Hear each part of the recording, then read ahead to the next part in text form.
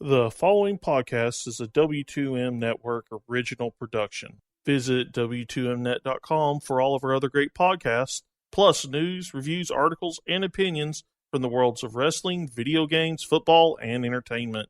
What time is it?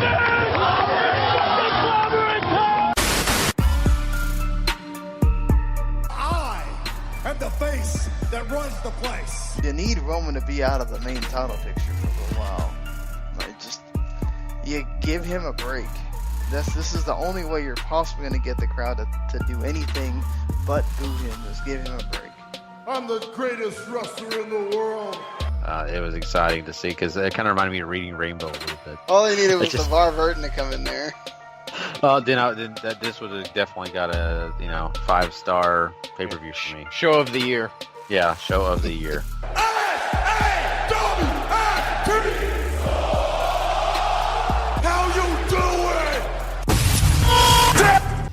Pretty much since the draft's gone down, I really haven't done anything. I got a call to come back tonight and compete. And whether who set the match up, Kevin Owens or not, I got in this business years ago to be a competitor. I mean, granted, I don't have an agenda. I'm not trying to be champion or steal spotlights or anything like that. I like getting out there and competing with great talent. And things worked out tonight. I got a lot of respect for Seth Rollins, always have. I mean, he's right. Him and the Shield, they're the first of the new guard.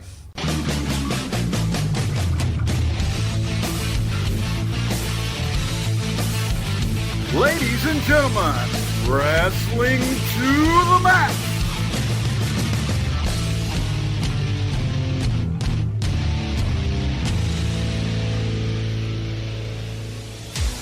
And your host, Gary Vaughn, Sean Garmer, and Paul Leeser.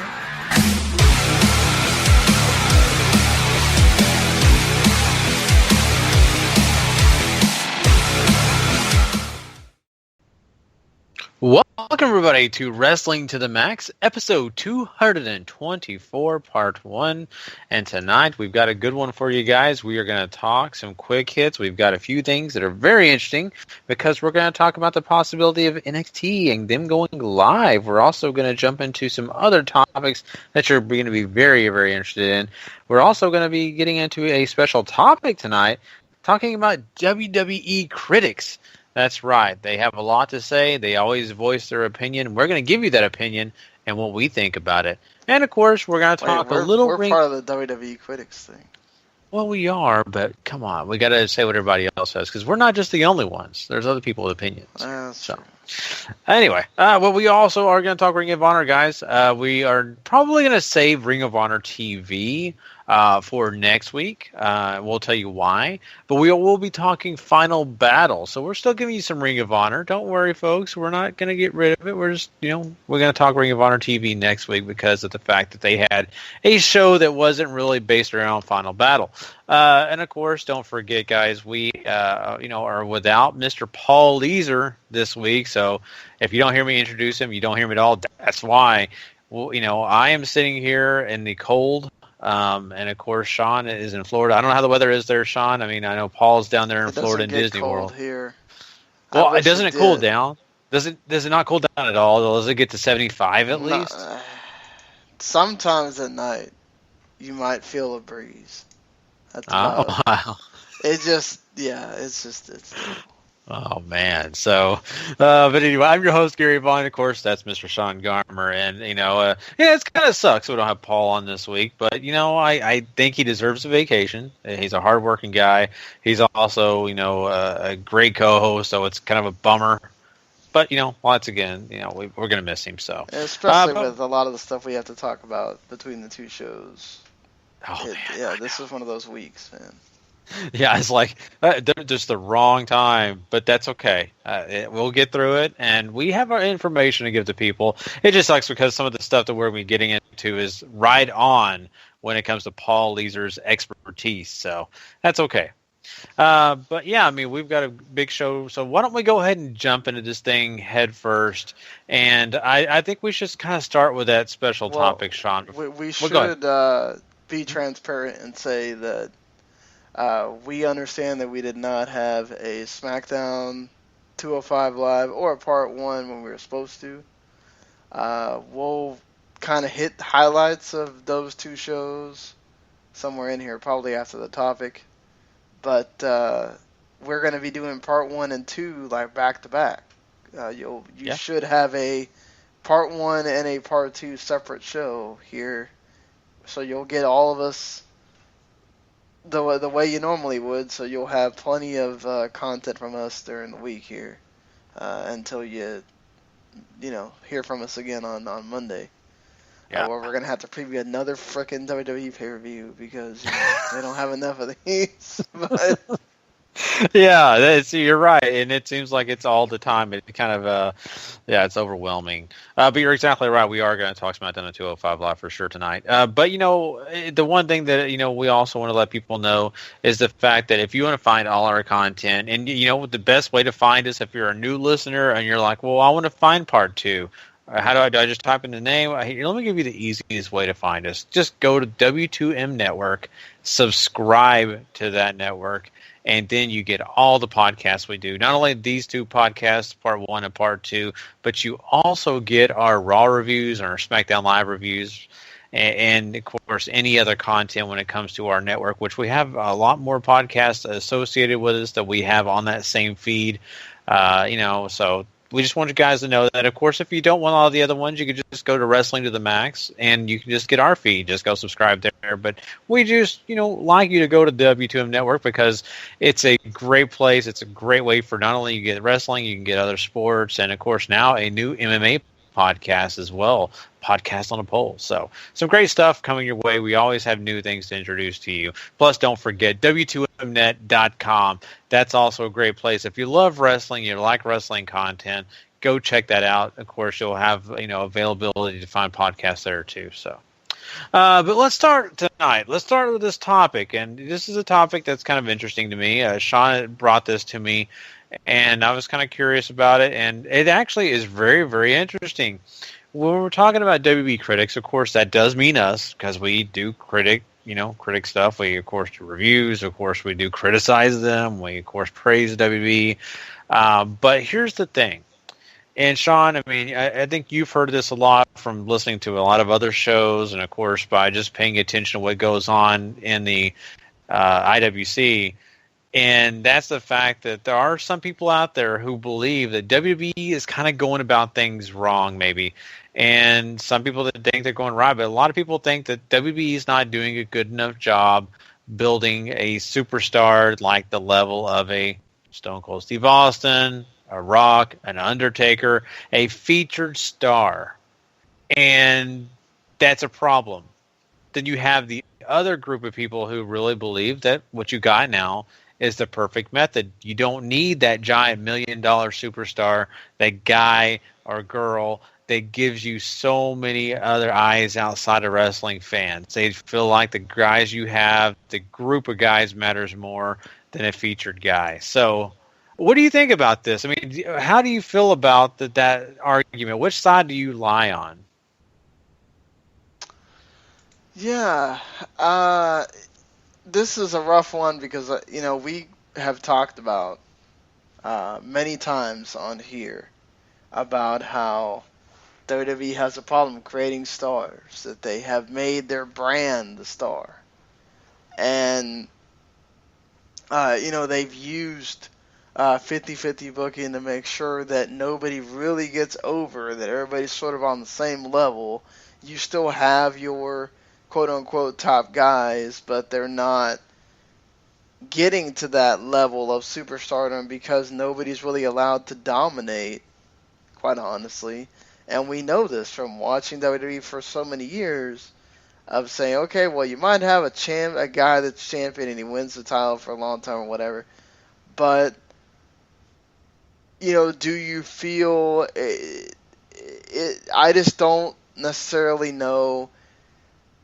I think the ensemble cast thing works, right? There's a way to say that certainly, okay, well, you have all these groups of guys and girls, and it's all a collective. They're the collective stars instead of, oh, well, you have this one person that leads everything, like a John Cena. That behind John Cena comes everybody else.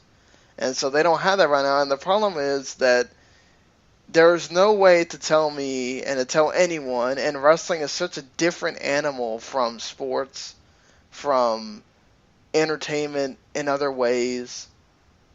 You do need to have that top star. And the last one they sort of had, other than John Cena, who's still around, but obviously from being on Saturday Night Live and he's doing more movies, the guy is obviously branching out, knowing that he's getting to the end of his career and he wants to do other things before his body's like totally beat up and everything. And I don't blame him.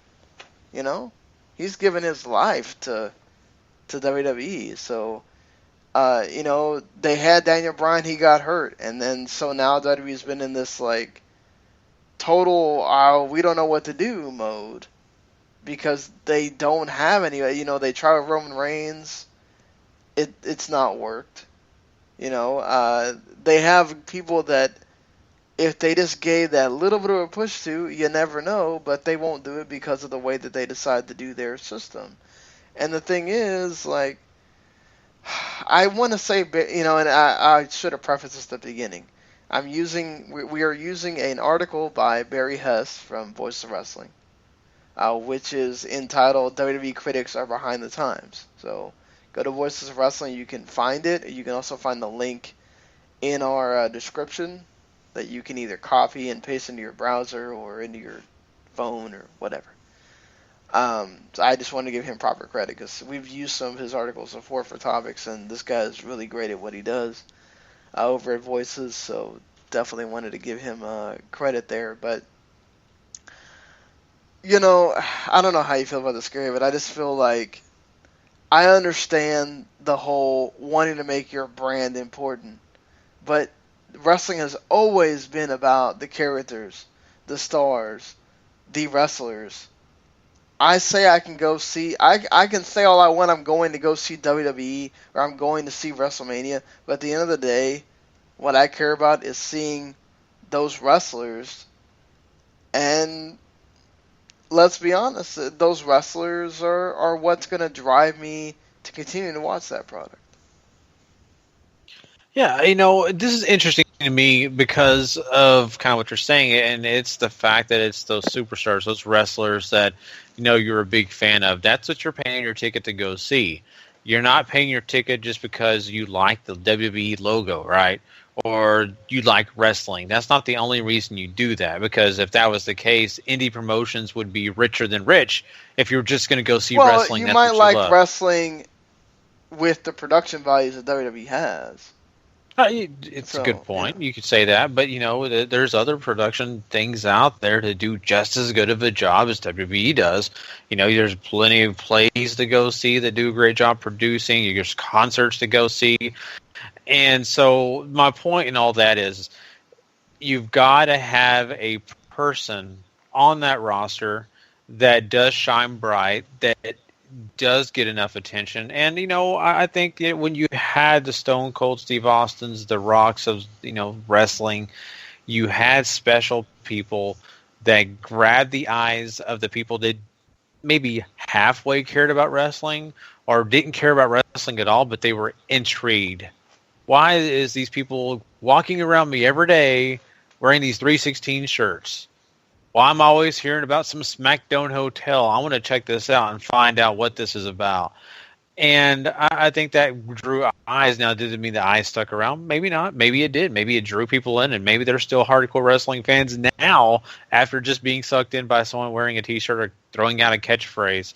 And so that's the interesting dynamic with this, because I'm always a team player kind of guy. I love the team aspect of a roster full of great talents coming together, putting on a great show to draw people in. The only thing that I would say against this whole thought process of maybe WWE's not thinking right on this is the fact that if you do have a big enough name like a John Cena that brings in those other eyes, it's a good thing. It's not going to help WWE to always stay just under the radar with only a little bit of help from TMZ, with only a little bit of help from ESPN.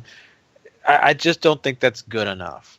And so I think you do have to have a John Cena's of the world. Why do you think they're trying to build Roman Reigns? Because they need somebody. They need that next guy. When John Cena is no longer doing wrestling, they need that next guy. And right now, they don't have it. They just don't. Dean Ambrose is of the world. Finn Balor's not been around long enough to gain that success. AJ Styles is a world-renowned wrestler who's just not there. And so that's the problem I see. I like I said before, I'm totally on this team effort thing. I like it. But if I'm going on the business side of it, I still say that they've got to work harder, or they got to find a different way. I definitely think AJ has potential to be there if they continue to allow him to thrive in the situation that he is in, and don't immediately try to let's just shoot him down the card because he's getting too popular or he's getting too whatever. I think AJ is one of those that they have designed a greater role for, and he is taking every advantage of it. And sometimes these guys just do. The problem with an AJ Styles is that he is the same age as John Cena. So how long is he really going to be able to help you be that top guy, right? You need someone younger. I mean, that is why you have a Roman Reigns or I mean, a lot of these guys are, a Seth Rollins is probably your best ticket to that, of somebody that is young, can be there for many, many years, and could he be that star? His babyface run hasn't really taken off, I think, as well as they want it to. And part of that is also that's the thing too. Look, this all sounds great from his perspective of, okay, they're like that ragtag team of, there's nobody that's so big that they stand out on the team, but you love them all, right? And there's that cast on that TV show that nobody's really this big star. Let's say I think Empire is a great showcase of that right now, where none of these guys. I mean, what's his face? Howard. I know Terrence Howard has some accolades in acting. Taraji P. Henson has some on the TV side, but they're not like what I would call these mega stars that you're watching, or that they have this like Modern Family, for example. Like Ed O'Neill, formerly Al Bundy, whatever, has stardom from other shows that he's been on. And technically, he would get paid more than anybody else on that show if they hadn't decided that everybody on the cast is going to get paid relatively the same.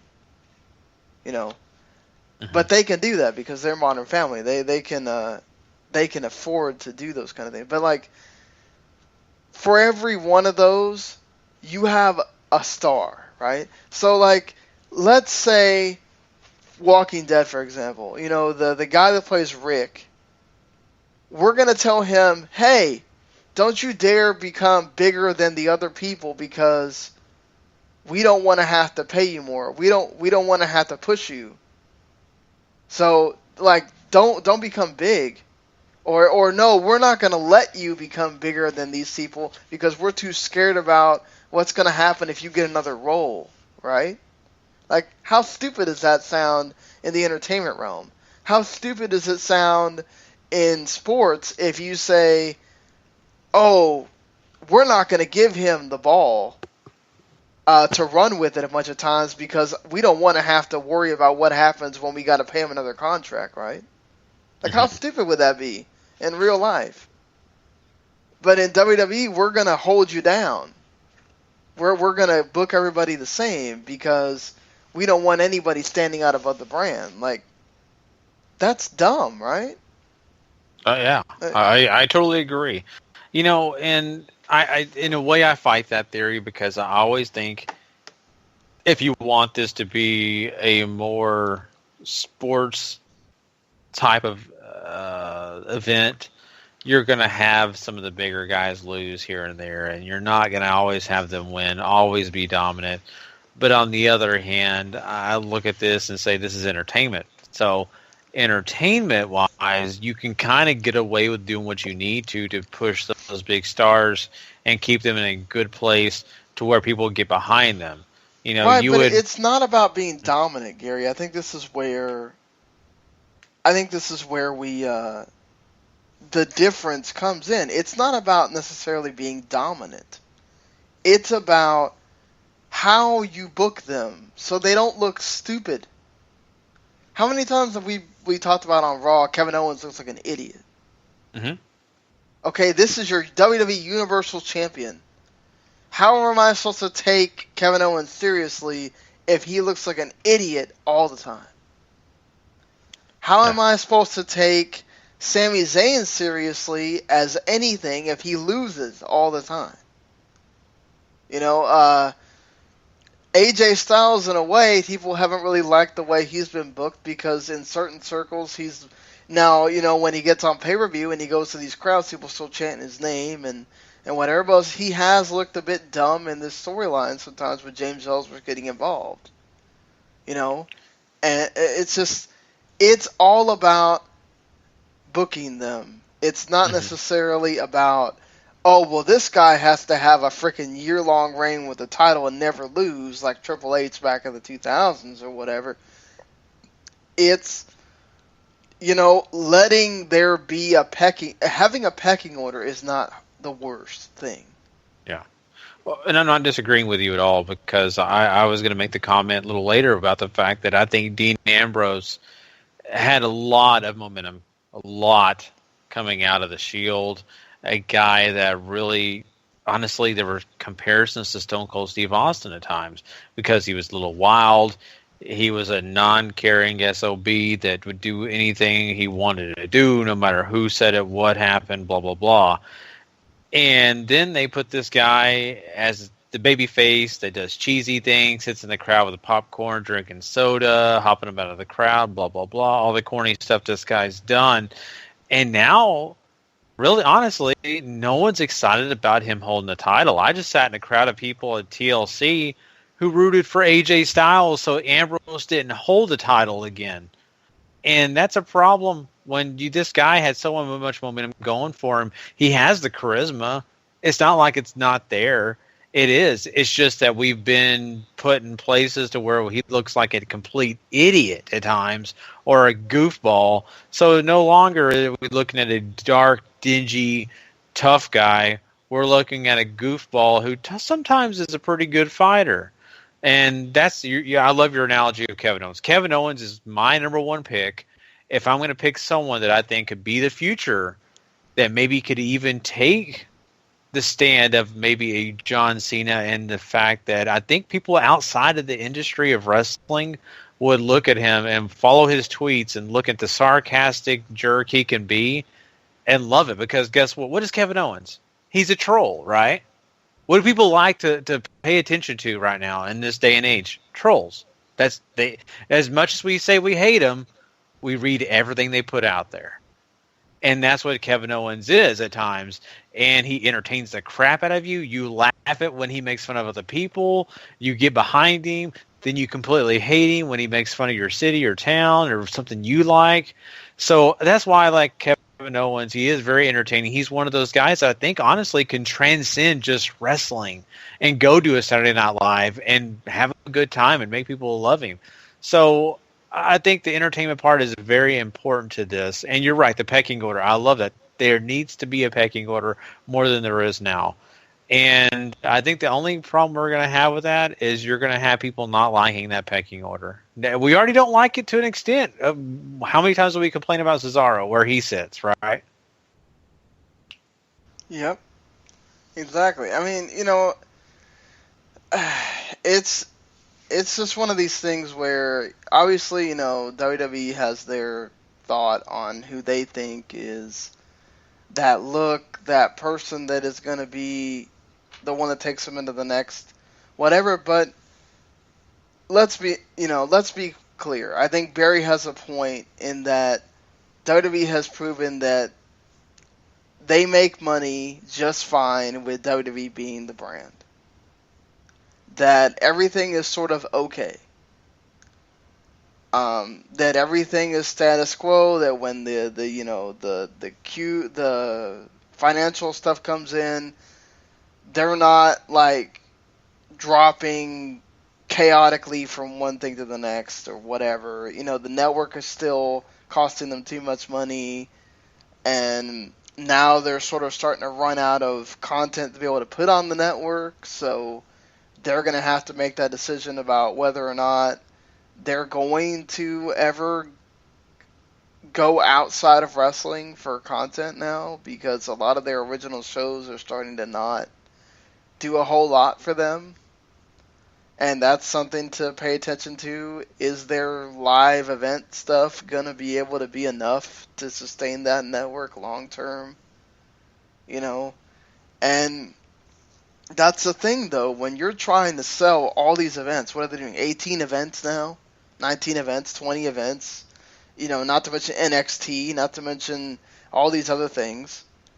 You need stars to be able to get people to watch them every week. And I think, in some ways, they are doing okay in trying to develop those. I think for the women, like Sasha and Charlotte, they've done a great job of trying to establish a pecking order there. There's these two women, and then there's everybody else.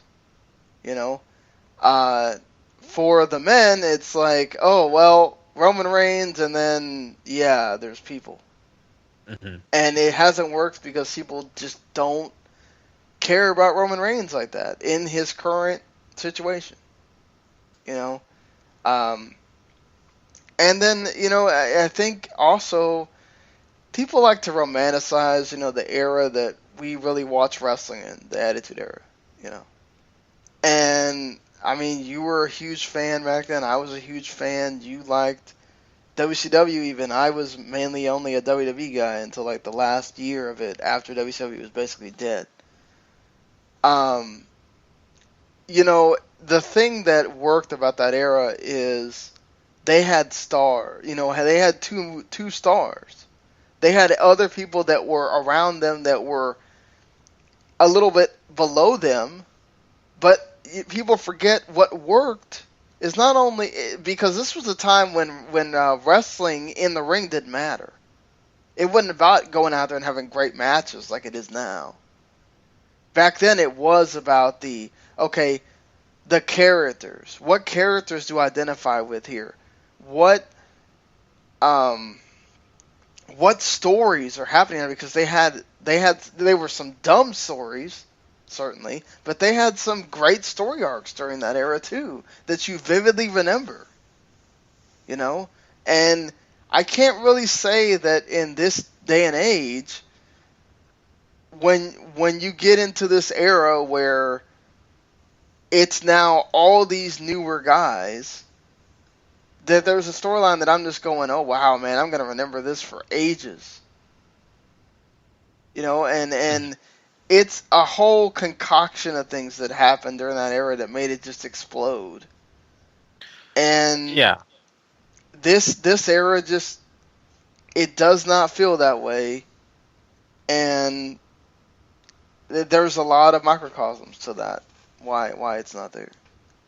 I agree. And, there's something else, and you're talking about that, and it makes a lot of sense. And something else that kind of came to my mind as you were talking about that was, the Attitude Era. Why was it so impactful on that generation? Well, number one, that generation, and of course I'm a part of that, loved shock, the shock value. That was the same time period, when South Park came out, where people were like, oh my God, Jerry cussing Springer. kids. Jerry Springer, yep, exactly. And now you have this, foul-mouthed redneck who doesn't care about his boss and is doing all these terrible things. And then you have this group of degenerates who are telling everybody to suck it, which, man, that's way out of bounds. You're not supposed to do that. And so it drew people in, the rebellion. It was a very rebellious time. And honestly, the time period we're living in is still very rebellious. And WWE has not kind of found that path, really. They have rebellious type groups, but those groups are not doing anything that's so bad. the Wyatt family, even Sanity in NXT, they're really not that bad. Whereas back in that time period, you had so many people you could follow. There was Goths, they could follow The Undertaker and the Ministry, things like that. You can grab. Right now, you look at the roster and the characters, and really you can't really say that you have a certain persona that you want to follow, because you're not following the cult with Bray Wyatt probably. And the rest of these people are considered athletes, which they are. Don't get me wrong, they're athletes, but that's what you're telling people of how great of athletes they are. The rest of them are just kind of guys. Yeah, exactly. They're just there. Mm-hmm. Yeah. So, I mean, I don't know. It's a different generation, and it's not the way it was, and we had to deal with that, and I get that. So I mean, I think part of it is WWE still having to adjust to how much of the ratings falling is because people just don't watch TV anymore. But then when they sit there and talk about their shows, they still say that 80, 85, 90% of people watch our shows live. And that SmackDown's ratings have actually gotten better with the move to the brand split or whatever, and moving to live and everything else.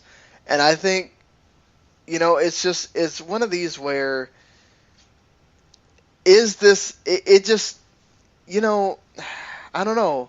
You want your show to feel like it has peaks and valleys, right? Mm-hmm. The problem with these shows is they kind of just feel like you're just going through. Obviously there are shows where you feel this more and you feel this less, but it does kind of feel like, okay, I know what I basically am going to expect every week from Raw and SmackDown. There's really nothing that is going to create this feeling of, oh, this is different, or, oh, I'm interested right now. It's just, how many people are watching these shows because it's what they're used to watching? And how many of these people that are negative on WWE, these critics that, he says are behind the times because they're wanting stuff from many years ago,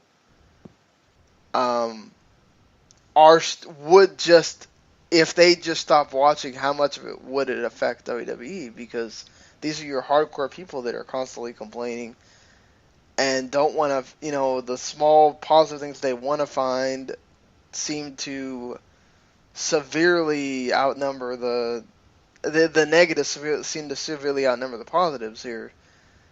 It's just weird to me sometimes how you want to criticize WWE so much, and you say, oh, I hate this and I want to watch something else, but you don't. And I wonder how much of that would affect WWE if all those people decided one day, okay, we're finally going to stop, we're going to cancel our network and we're going to watch something else, because as we're seeing with all these other cable networks, they're starting to kind of hang by threads. And how much is that affecting WWE? It's going to be interesting when this next TV contract comes up. How much these ratings, how much the sort of staleness sometimes of the product feels. Or just, okay, we know we get great wrestling, but what is there besides great wrestling, Yeah, you're exactly right. And here's the thing. WWE has evolved. And it's obvious. They've evolved since their inception to the cartoon era, to the attitude era, to the the aggression era, the ruthless aggression era, to the family-friendly era, right? And here's the thing. It's always evolving, but you still have fans following the product. And yes, some people like cartoons, and a lot of people hated the cartoony. Same with, we had those who didn't like the Attitude Era and tons of people who loved it. So this always changes, and you're right, Sean. When is that going to ever take place where someone says, you know what, I'm done. I followed this for 20 years, but I can't do it anymore. I just don't like it. I'm not going to pay any more money for this product. It's almost way out of the question at times. There are probably very few people who actually do that. Think of the NFL. You've heard a lot of people say the no-fun league, the league where everybody's protected and you can't do anything anymore. There's not enough, hard hits, blah, blah, blah. And yet, NFL still gets huge ratings. And all those people who say they're going to stop watching and they're going to start watching basketball or soccer or whatever they feel a little more into, it just does not show up. People are still buying tickets to go to games. People are still hitting those ratings. So I don't think that they're in danger of losing a large audience with the era they have going right now. It's just you got your complaints. If it was me, my personal opinion, I don't necessarily want the Attitude Era again. I want a more serious wrestling product. I want to feel like that anybody on that roster could come up and legitimately fight and legitimately hurt me if they wanted to. And right at times, to be honest with you, don't really feel that. I feel like I could bump into one of these guys at the grocery store and they'd probably apologize to me. And it's just, that's not what I'm really looking forward to when I want to see guys in the ring being physical. I want to see excitement at the same time. Yeah, I mean, that's true. I think a more serious kind of tone to it would help. I think that the problem is, though, you have so many kids and you have so many, people that don't look at it that way. They look at it as entertainment, and so when you start trying to take it seriously, that's where they check out. Mm-hmm. And then you're left with just your hardcores that do want it to be that way. And you lose that casual audience. So that's why it's so hard sometimes, I think, for them to try to balance everything. How do we keep these people? How do we keep these people? How do we keep these people? All that. He brings up the thing about, okay, well, the NFL is great because it has parity. Well, WWE has parity. Why is it not great?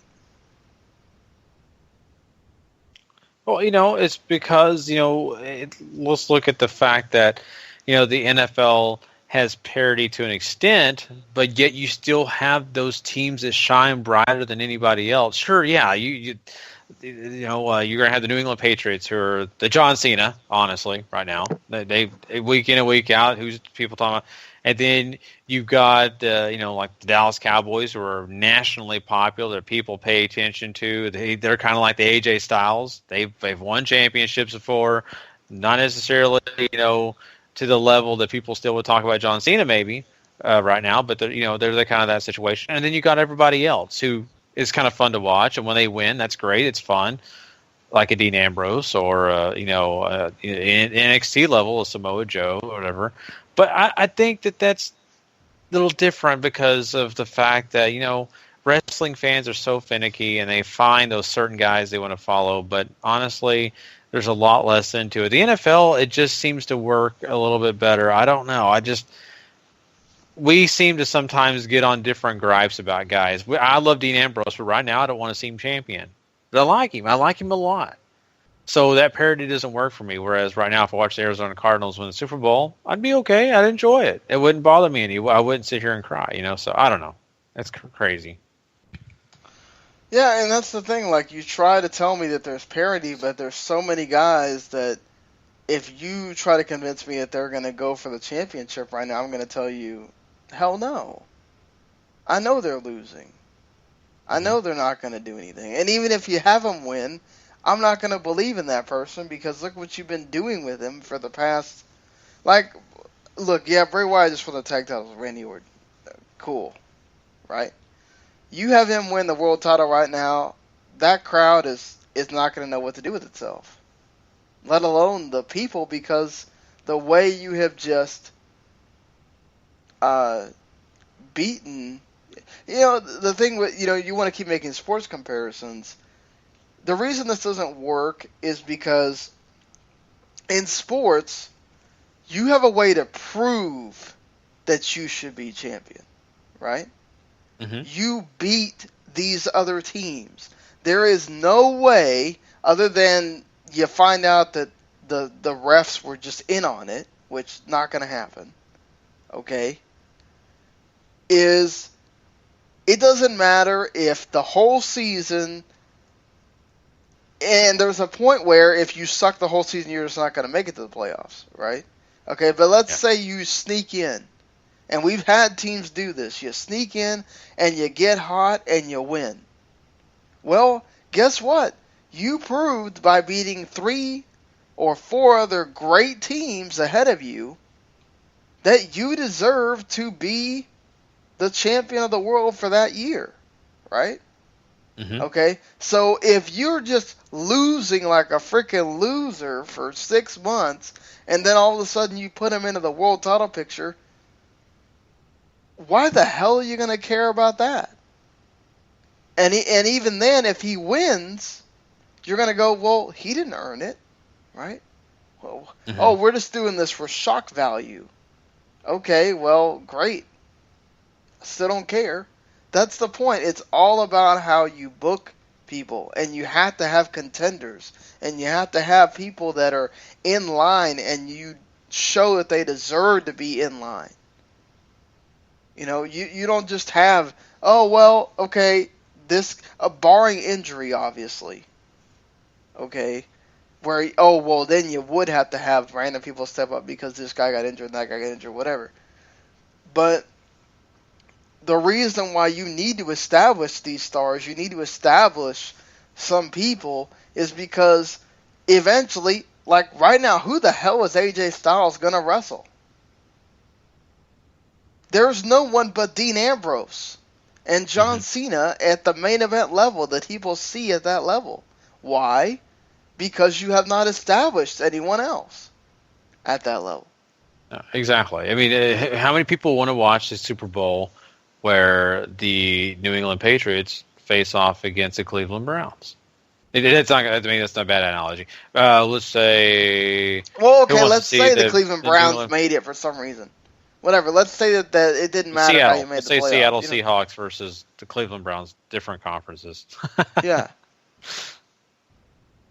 But go ahead. I mean, yeah. No, I mean, people aren't going to want. They're not going to want to watch that, right? Unless the Browns were just amazing or something. But like, you know, yeah. Let's say somehow, for some weird reason, the 0-12, the 0-16 Cleveland Browns got to make it to the playoffs and face the Seahawks. Like, nobody's going to, you know, care about that. Yeah, exactly. So, and that's going to be one of the lowest rated Super Bowls. It'll still get ratings, but it won't be high ratings. And that's exactly to your point. That's a really good point about the fact that AJ Styles has no one to face. AJ Styles versus Kalisto. I mean, let's be honest. I mean, really, are you really going to be excited about that main event? Not really. Sure, Kalisto can get a few high-flying moves off and do his thing, but you just don't believe it. It's so unbelievable. So yeah, I mean, and even in the underdog stories, which are great for wrestling and great for sports, obviously, but what happens with the underdog? The underdog beats people, and so you continually start to have faith in that underdog. You know, he loses, but damn, he shows he can win. You know, like, what did Daniel Bryan do? He wound up beating all these. He kept getting screwed, but then when time came for it, he beat Triple H, he beat Batista, he beat Randy Orton, and he became champion. And he earned that championship, right? Mm-hmm. So great that you have like 20 people that are all sitting in the same spot.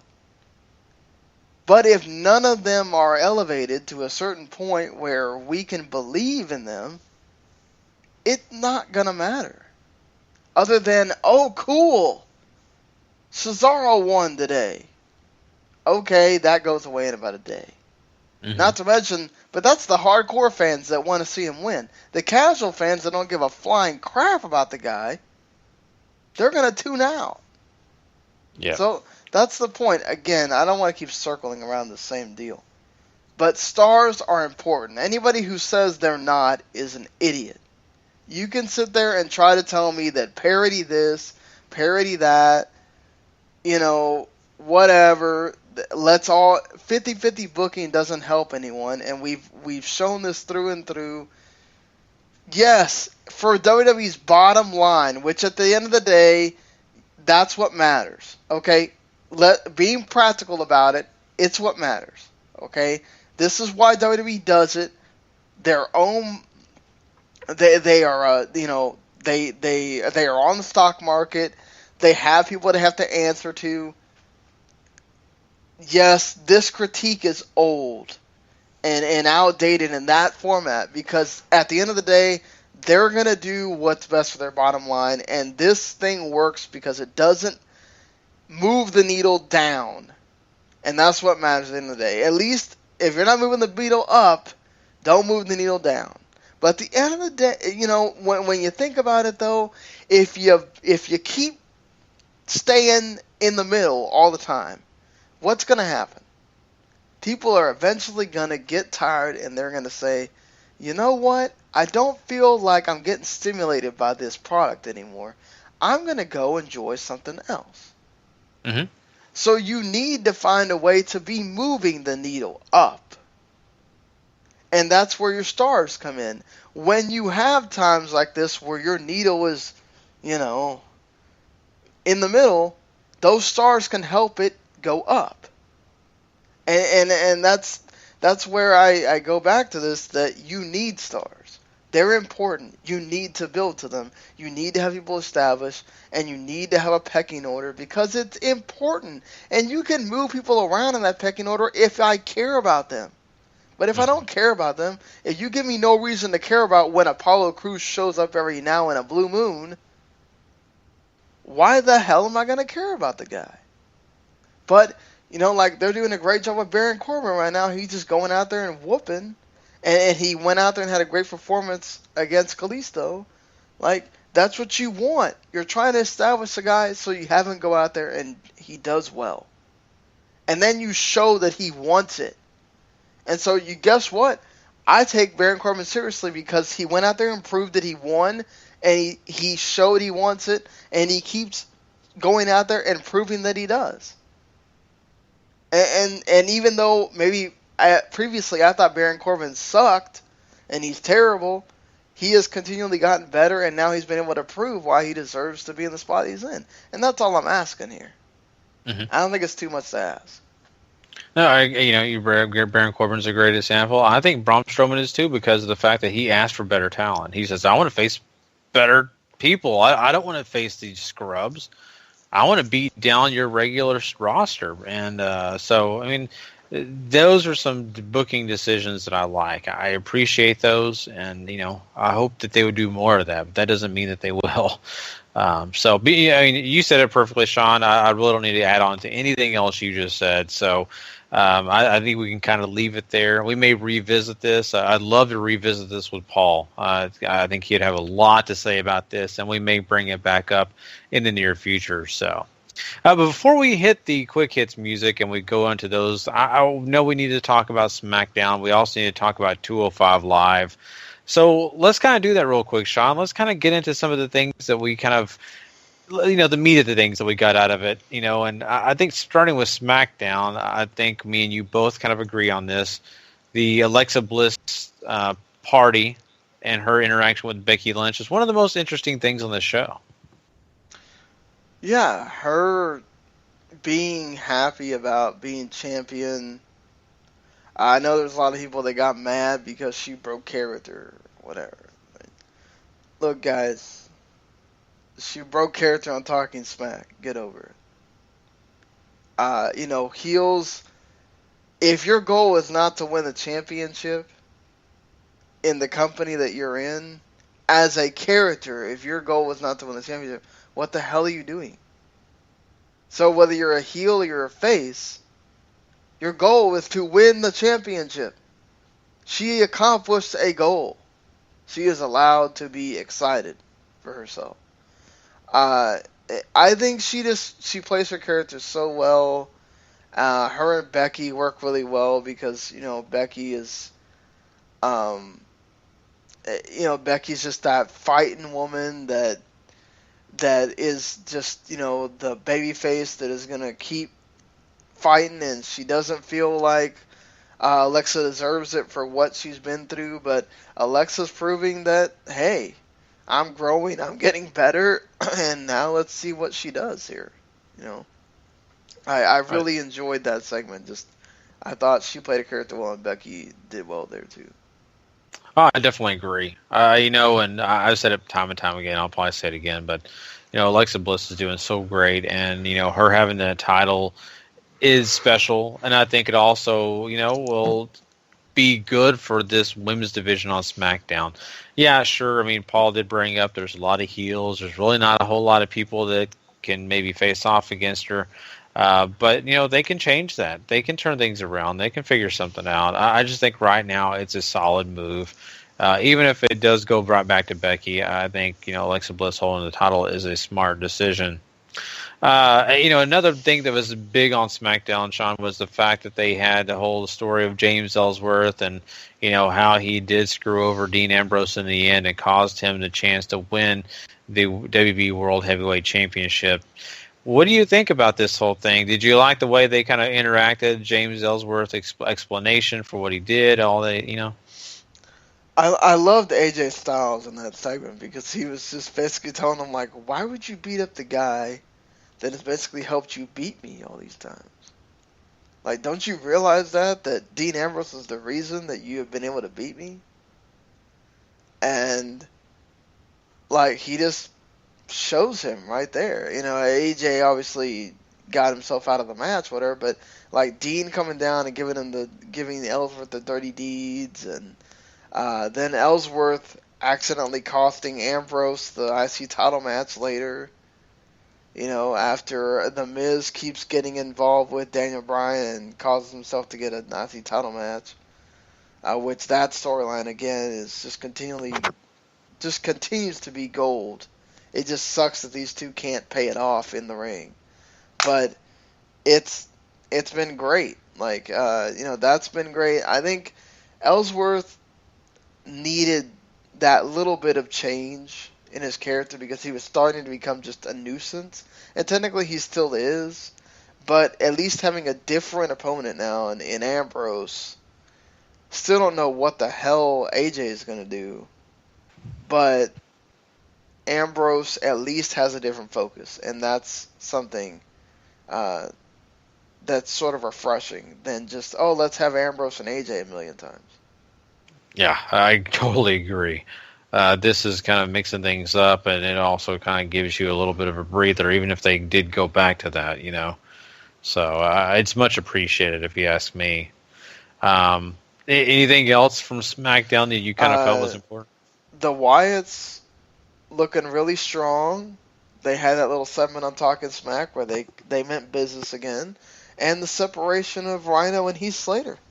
Looks like we finally got that after, we talked about those reports of WWE really wants to get over American Alpha, and they're not liking the fact that people seem to be more into Rhino and Slater. Yeah. So. Yeah, I mean, they are. And just a quick note for everyone, if you are wondering about the Wyatt family and how they're going to defend those tag titles from here on out, it is official. Daniel Bryan did give them leeway where they could use the Freebird rule if they want to be, in use of it. So that's kind of interesting. They are the SmackDown version of the New Day. Exactly. So we'll have to see how that actually works out. Very interesting. But anyway, let's talk 205 Live real quick, Sean. Of course, we had a pretty big main event here, but I think the two things to take out of it is once they're doing this storyline with Jack Gallagher and Daivari, which they're giving him a storyline. I think maybe it's working for Gallagher. I don't think having Gallagher and Daivari as the first feud for him is probably the best thing, but it's WWE. They're not always going to think about the flashiest deal or whatever. Kendrick and Swan continues to be great. Both weeks they had a terrific match. The crowd got into it, and I think that's what matters in the end there. I agree. And I really feel like, some of these young stars will get over on 205 Live. It's just going to take some time. Rich Swann being the champion is great. I think he's going to definitely help grow the excitement. And, of course, you just mentioned Jack Gallagher.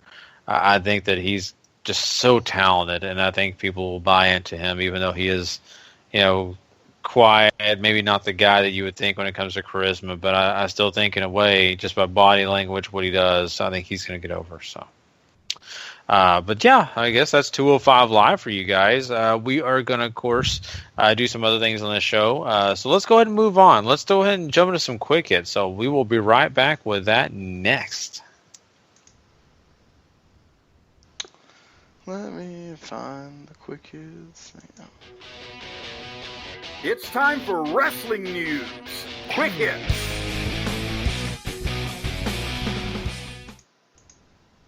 Alrighty. Well, Sean, we've talked a lot about, SmackDown, Raw, and all that, but let's talk some NXT. There's been some thought processes going around at, the WWE headquarters that they could possibly be putting NXT into a live category, not just a filmed and taped and then played, but no, they are thinking about making it live and then putting 205 live right after it. That way you can enjoy two big shows live and, basically get them right when they're going on. How do you feel about this? I mean, I kind of like the move, kind of taking it away from SmackDown. 205 Live is what I'm talking about. But then again, I mean, it's kind of cool, too, for us to be able to see the way that they've done NXT. I don't know how I feel about it. The thing is, this is a developmental brand. You're still trying to get people better. But the thing is, you can make the case, because Raw and SmackDown are live now, you need to be prepared for a live weekly television setting. The pay-per-views are what they are. Takeovers are what they are, but only the best of the best get on the takeovers. So you may never get on a takeover until way later. Unless you're an indie talent coming in, then whatever. But if you're one of these developmental roster people, if you're one of these that WWE signs off the street, or a former football player, a former MMA person, boxer, whatever, okay, and you're training, or you're a model on the women's side and you're training, you're not going to get on a takeover. But you still need that live WWE TV training. So that when you appear on an NXT show, even if it's for 10 minutes, it's a different setting than, say, a taped show that, that they taped 4 shows in one night and the crowd's dead when you come out for the 3rd show of the 4th set or whatever. Taping it each week live would be amazing for the crowd reaction. It would allow you to sell more tickets. There would be production costs, which is the thing that obviously will cause Vince a headache and WWE problems, and that do you want to have more costs in something that's not making you money, like NXT? That's something you got to consider. But I think if you're going to keep it the way it is, where you don't really have a lot of developmental people show up on TV until they are really ready, or even then, if you have them show up a little bit before then, like what's his face, the Drifter, who obviously is, he's not TV ready guy. He's been kind of going and getting better as he goes along. For every one of those, you already have established talent that know what they're doing. So I don't think it's going to change a whole lot other than, okay, well, now you're ready for live TV when you get up to Raw and SmackDown, and that will benefit you. Yeah, I think it's beneficial for all the reasons you just said. The only thing I kind of find that I really would be, missing would be the fact that, you have some of those matches that are actually filmed at house shows that they can slip in when it's pre-taped. And when you get a live show, sure, you can still do it, but the chances of them doing that are very slim because they have a live crowd to attend to, and they don't want to be playing a 15 to 20-minute match while the live crowd is just sitting there waiting for it to be over in a live event. So I have my concerns there, and I get the whole excitement of being a live, and of course you have 205 falling right after a live. It's going to be really cool, a great block, and I think it works. But for the other reasons, I think it kind of sucks. So I don't know. It's a little hard for me to say that if I would like it or not. I'd probably love it. The 205 Live thing is weird because it doesn't matter when you tape 205 Live on the main roster, you're going to have people coming in or going out. Okay? So you're either going to have like half the people in the building because they're not there yet for SmackDown, or you're going to have people leaving because they just wanted to see SmackDown and they don't care about the 205 Live thing. Mm-hmm. So either way, it doesn't really matter. I don't think. Yeah. For me, where this hurts is that some of these people didn't run through the NXT gambit. Okay, they signed because you told them that 205 Live is going to be on WWE TV. And so they're getting exposed to that audience, and they're getting to get over with that audience. If you stick them in Full Sail, then it's, I mean, yeah, they're still going to appear on Raw. You know, they're still going to do some things on Raw, whatever, but you're then almost asking them to be in the NXT, where, okay, well, now you're in front of this certain audience where, yes, they're going to like your product, but how hard is it going to be for you to get over when you get to the main roster, like, where you're there as a character all the time? You know? Is there going to be that correlation anymore? Or once 205 Live goes down there, well, you're just doing both whenever, and that's it. You know, and is there ever going to be a point where an Akira Tozawa or Gran Metalik or Cedric Alexander or Rich Swann get to be anything but cruiserweights? Or is it they're always going to be cruiserweights the entire time they're there? Because I think that's terrible for like a Tozawa or whatever. Like, so you went to WWE, left Dragon Gate where you've been there for so many years to be a cruiserweight? Really? That's all you were going to be ever? You know, like, that sucks. So that's my only thing. I hope that they understand that if we're going to do this and we're going to put it in front of a crowd that really likes it and it's probably going to cater it to it better, it doesn't mean that you have to keep those guys in that cruiserweight division forever and ever and ever, and they can't just be doing something else on Raw. Mm-hmm. You know. Yeah, I agree. Great point. And, you know, I think that, you know, whether they use them on Raw, or they use them on 205, or they even use them on the NXT roster, I think that, you know, they've got to find the right ways to use these guys for this show to matter, because if they don't, at the end of the day, it's really not going to be selling with people and no one's going to watch it, you know. Let's talk about something else that's kind of interesting here. Let's talk about the fact that Lita and Jerry Lawler both are no longer part of the pre-show panel for WWE television. And, you know, I think Jerry Lawler, we've all known that he was going to be taken out eventually. We all know he was going to be put in a situation where, you know, he's old. He's going to be put on the back burner and eventually kind of phased out. Lita was a very interesting one because I don't think a lot of people saw that coming, just because it kind of fit in pretty well with the younger crowd. Yeah, I mean, Lita was interesting because there was a lot of people that didn't like her as a commentator on WWE, or just thought she was bad as an interviewer or whatever. I don't know. There's very little out there about exactly. I mean, and if there's more people talking about it, then fine. But I haven't seen anything that really indicates something about why Lita left, other than either she quit or they let her go. Mm-hmm. You know, and it might just be an age thing where they say, okay, we want younger people on the set. Like Jerry Lawler, I totally understand that seems to be an age thing. He's been there way longer than I think anybody thought he was going to be. So, you know, I really can't fault WWE.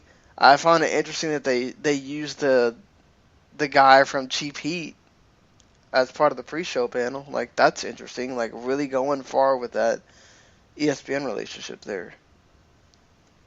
Yeah, you know, and that makes sense, though. I mean, when you got a partnership with somebody to use their talent, it's a good idea. And so I get that. And, you know, I think it basically this boils down to Jerry Lawler is older. He's a guy that needs to be phased out, to be honest with you, put in a situation where maybe he's more around talent than on air.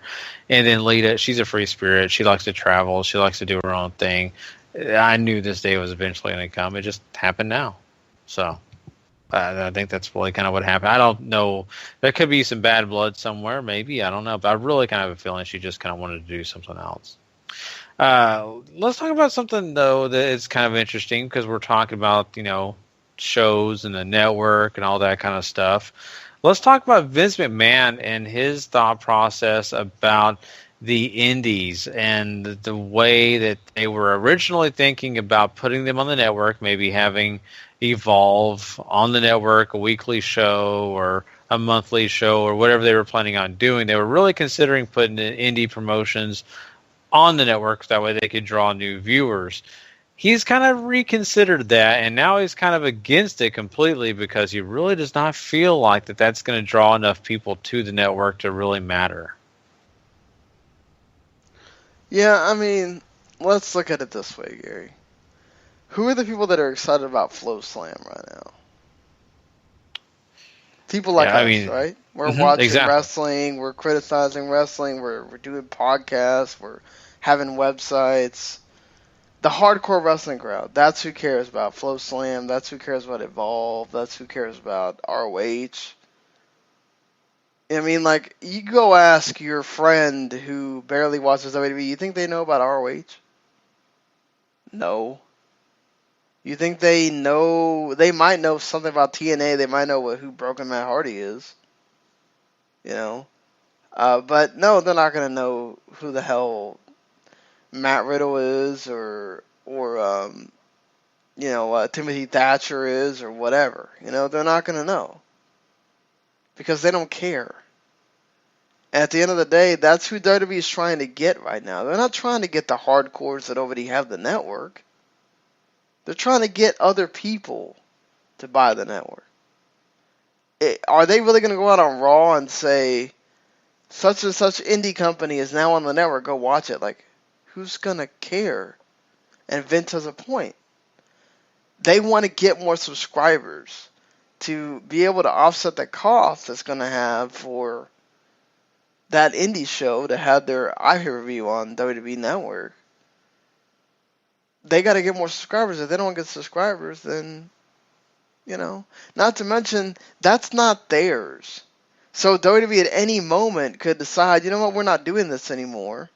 Okay? And then what you paid to subscribe to, the indie shows, don't exist. So now you cut your subscription anyway. And then what did WWE gain, really? I don't know, get my gist there, Gary. Yeah. Hello? Gary? Oh. I just noticed that our phone conversation cut off there. The hell? Oh, crap. Okay, well, I think his computer might have died or something might have happened. So I'm going to have to continue this by myself here. This is always great when these kind of technology gets in the way here for this kind of thing. Always a joy when that happens. So moving on from that, which honestly, look, I get that they had so many freaking surveys. I just took a survey from WWE, and I get it. Like, it's important, okay, to have that and to say, oh, well, look at all this different stuff that we offer. But isn't it kind of like the classic content, though? Like, nobody watches the classic content. Maybe they get people to watch the old Raws and the old Smackdowns because they have the old pay-per-views and people do go back and watch those sometimes, right? Because they go back and watch those old matches in those collections. But what if you're not going back to watch World Class or ECW or WCW Nitro or whatever, then what are you going to watch? And that's the thing, like, all the major, like, Evolve is taken by Flow Slam. Okay, ROH has their thing.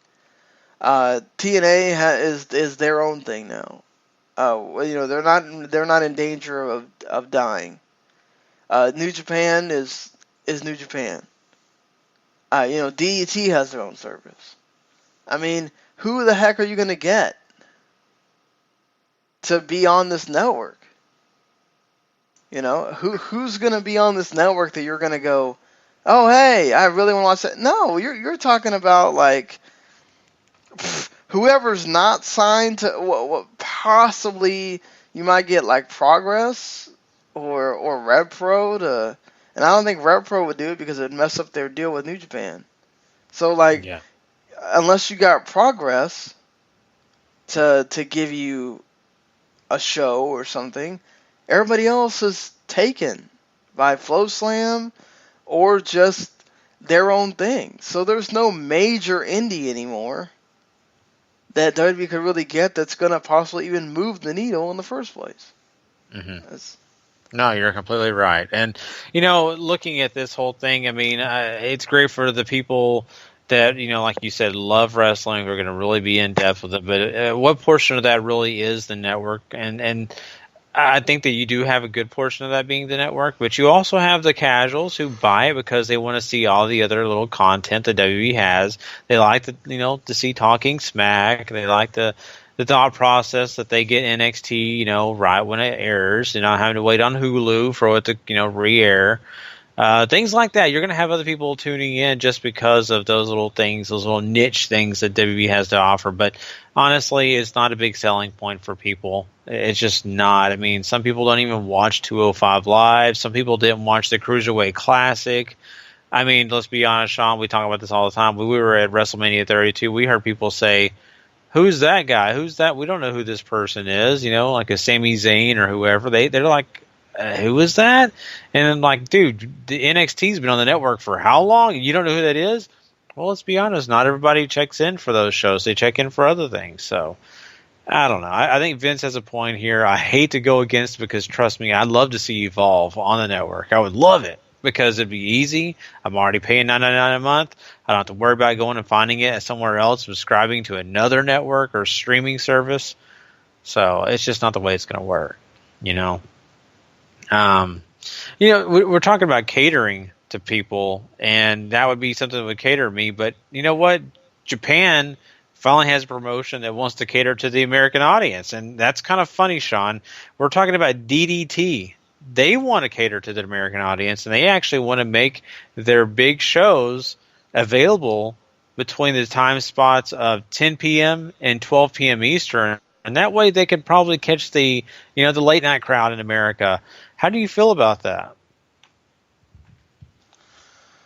This is actually kind of weird because normally you don't have Japan cater to the American audience. I mean, you do sometimes, and I think this sort of, remember, we got to remember what DDT is, right? DDT is a sort of a mockery of WWE. It is trying to show how Japan can do WWE just as well as WWE can do that. And so it sort of makes sense. They feel like if an American audience saw this, they might actually like it. So why not try to have stuff where you're promoting your new streaming service, okay, and trying to get that American audience, those American hardcore fans that don't necessarily watch your product ever or even know that you exist. They only know that they think the only thing in Japan is New Japan. They see this and they go, wow, this is like what I watch on Mondays and Thursdays, except crazier. And it's got like great wrestling in it. Like, oh, let me watch it. I think also it's also convenience for them as far as like knowing that they can watch it and also like get some sleep. Because sometimes some of these New Japan shows, they air at like 4 or 5 in the morning, and I'm like, I'm not watching this live because I have to basically go to work and like before it even ends. So there's like no point. I might as well just wait till I get home and then watch it. But if, say, okay, the DD2 show started at 10 p.m. Eastern, I could write the review at 2 o'clock in the morning, go to bed, and still go to work the next day and be fine. So I think this is great from our perspective.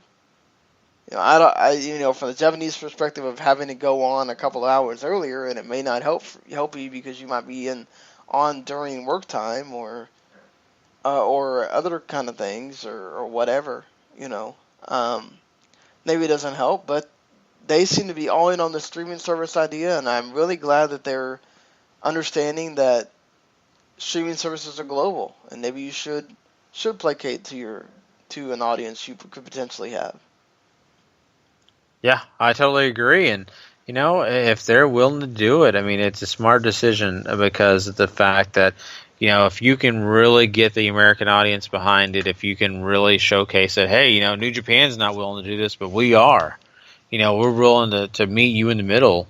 I think it's definitely a good idea, and I think it's something that, maybe New Japan would even need to look at. I mean, they probably won't, but I just think it would be kind of cool if it was very successful, and for other promotions, overseas to say, hey, the American audience is important to us. It'd be kind of cool, So, much appreciated. All right. Well, you know what? That pretty much wraps us up for quick hits for right now. Of course, we'll have more for you guys in part 2. And of course, we're missing out on a lot of other great news, so you'll have to go check out that part 2. But we got to talk Final Battle, Sean. So why don't we do that? I mean, I know both of us kind of had a hard time watching the entire show, but let's kind of hit, what happened, the results, and maybe kind of talk about a few things. All right, let's do that.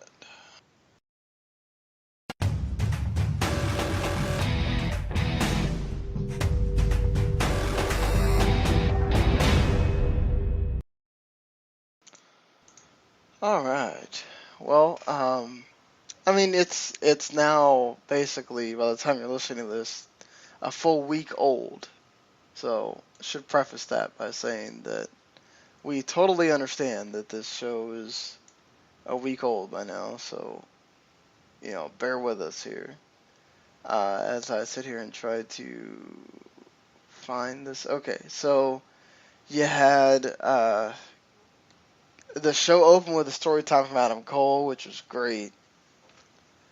He talked about the storyline and the match with Kyle O'Reilly like it was freaking, a fairy tale. It's awesome. Just Adam Cole just knows how to do these segments so well. It's great.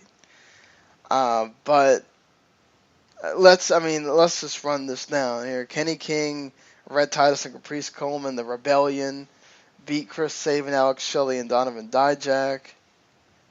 It was a, decent match. There's nothing, out of this world. Silas Young, who has recently just signed a 1-year deal with ROH, so he's staying, beat Jushin Liger. I thought this match was good. I enjoyed it for what it was. Yeah. Just to touch on those first 2 matches, I mean, the Rebellion winning is good for them for sure. To beat a pretty solid team, and not only that continues the storyline of that they got, they all matter. They kind of feel like they were jokes when they were the Cabinet, which they kind of were, and so now they want people to take them serious, and this is the beginning of it, and I kind of thought that was cool. And the Silas Young thing, very kind of background storyline, really, this has just happened, really. So him beating Jushin Thunder Liger was very cool. I thought that was really nice to see him win here because of the fact that, I'll be honest with you, I thought that was just kind of a way to get Jushin Thunder Liger another win, and that's not the case. Now Silas Young comes out of this looking a little better. Yeah, certainly, and great for ROH that they're able to keep him for another year. Silas Young is one of those underrated guys, I think, in ROH that doesn't get enough credit for how good he is. Mm-hmm. Dalton Castle, another guy that is tremendous. That he gets a lot of love on the internet, but he should get more love. He beats Colt Cabana here with the Bangarang and a storyline of tag team partners gone wrong. This is I enjoyed this for what it was. It was a good match. It wasn't anything totally outstanding or whatever, but it's a good match. And you had Cody beating Jay Lethal. Because was it I think the ref got knocked down. Cody hit low blows and then hit Crossroads for the win.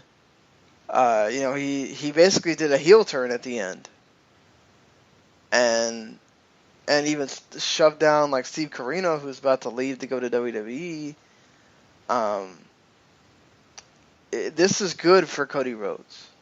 He kind of needed this. He needed to have a character, a different sort of tone to his character than what we saw in TNA, than what we've seen in this tour, where it's kind of like, well, I'm going to try to show that I'm a great guy at having matches or whatever. Mm-hmm. And that's not all what you need to show. If you want to, I don't think he does. He seems like he doesn't seem to. But if you want to get back in WWE, the number one thing you need to show is not wrestling ability, but character. That you can show that you have a character. You can have something that can be monetized, and that's something Cody Rhodes needs to show. And I think he does show that here. And he's apparently gonna be the Bullet Club guy that Kenny Omega hinted at. Yeah, and that's kind of an interesting fact too, because we've seen, basically Cody Rhodes be this traveling guy who wants to wrestle all these different guys. He has a whole list. He's wrestled a lot of them already. And I think you're going to see him wrestle more. But at the end of the day, he looks good beating Jay Lethal, which, man, it just to me still feels weird to say that, because Jay Lethal has been so dominant in Ring of Honor. And for him to lose this, it's just kind of I don't know how I feel about it. I kind of still want Jay Lethal to be that undefeated guy, the guy that's, winning championships or holding titles. But this is okay and not a problem. And I'm really kind of curious what Cody Rhodes being a part of the Bullet Club will do. That's still very weird as well. I just never pictured the Bullet Club colors on Cody Rhodes. And really quickly, Colt Cabana winning. Very interesting, but at the same time makes sense, because I think that feud between him and Dalton Castle's got to continue, and it will. Totally agree. Then you get into the title matches here with Matt Taven and TK O'Ryan and Vinny Marseglia of the New Kingdom against Lio Rush, Kushida, and Jay White for the first ever ROH Trios Championships. This was freaking a great match. Stuff happening constantly. And you think stuff happens constantly here. Wait till you get to the 3 matches after this. But this was really good. I enjoyed the crap out of it. And you have the New Kingdom winning the titles. Yeah, this is good. This is really good, because you want the New Kingdom to be strong. They've overcome a lot. They beat some really good teams, including this one. And, it gives them all the credibility in the world. And so I'm down. I'm game. We needed a Kingdom. If it was going to return, it needed to be strong. It needed to look good. And it is. So all the props to them for that. Totally. Yeah, you can't debut a new team and then have them lose immediately. It's gonna cut the legs out from under them. They did a good job here of making them feel like they matter. They all now have a title in these trios titles. Let's see what happens. After this, Marty Scurll retained his TV title in a 3-way over Will Ospreay and Dragon Lee. Oh my God, there was flippies everywhere. Great stuff happening. Freaking great match. Dragon Lee German suplexed Ospreay, but Scurll saved it, and then he hit the chicken wing on Lee to get the win. Just awesome stuff here. Yeah, and I think you kind of expected it coming into this, because we're talking about some of the best athletes that you can imagine. And so I feel like this was, worked right into the Ring of Honor's hands. I really felt like that it mattered at the end of the day. It really did after you watch this match. So I felt pretty good about the way it all turned out. And so there you go. And then we get talk about just move after move after move happening here with the Young Bucks and the Briscoes. Young Bucks win, so they retain the titles. Then the best part was freaking Broken Matt Hardy showed up afterwards. on the screen inviting the Young Bucks to total nonstop deletion. So awesome. I thought that was the most coolest thing ever. But, of course, I'm a big mark for, the whole Broken Matt Hardy thing. But, yeah, I mean, the Young Bucks winning, or the Bucks of Young, was, something where you were really curious if it was going to actually happen, or if, how it was going to all turn out. But, these guys are on the right path, and so I kind of felt like that train would keep rolling down the tracks. And it is. It's still going. But they had to be an amazing team to continue, so that's props to them. And then you get the culmination of the story. Kyle O'Reilly defeats Adam Cole to become ROH World Champion in a great match. Thumbtacks get involved here. They go through tables. Both men just want this so bad. And Kyle O'Reilly makes Cole tap out with the armbar, with Thumbtack sticking in his back. I mean, the visuals here are great. And Kyle O'Reilly, that moment has come, and he totally deserves it. Oh, yes, you're exactly right. And, Paul called this. He said this was going to happen, and it did. And, it completely makes sense. I mean, this has been a long journey for Kyle O'Reilly. I mean, we've talked numerous times about the fact that this guy was going to eventually win that belt. It's just, not been at the right time. So here we are. It is finally the right time. I think this feud will, of course, continue a little bit longer, but this is awesome to see Kyle O'Reilly get his opportunity, and I'm very happy for him. And great match. So, yep. Alrighty. Well, that is Ring of Honor Final Battle, and I know we kind of went through that pretty quickly, but once again, we don't have Paul here, and this is something that I really wish we all were here to do. So we kind of gave you our thoughts and opinions, and of course, when Paul gets back, he'll give you more of his. But that wraps up part 1 of episode 224, guys. We appreciate everybody who's came and checked out this episode. Don't forget, man, you've got part 2 coming your way. Just go over on your dock and click that one and play. And of course, hey, if you don't have that ability yet because you haven't subscribed to the W2M network, go do it now. Why? Don't delay. Just go do it. Also, W2Mnet.com. Go check out all the content there. Lots of great stuff for you to check out, to read, and of course to listen to. So we appreciate everybody who's done that already. And, that pretty much does the show for us tonight. So, well, until next time, guys, from myself and from Mr. Sean Garmer, we'll see you guys down the road. Later, everybody.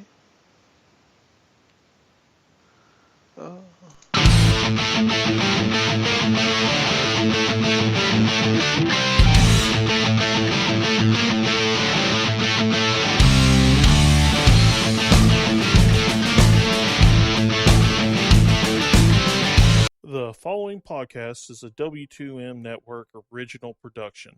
Visit W2Mnet.com for all of our other great podcasts, plus news, reviews, articles, and opinions from the worlds of wrestling, video games, football, and entertainment.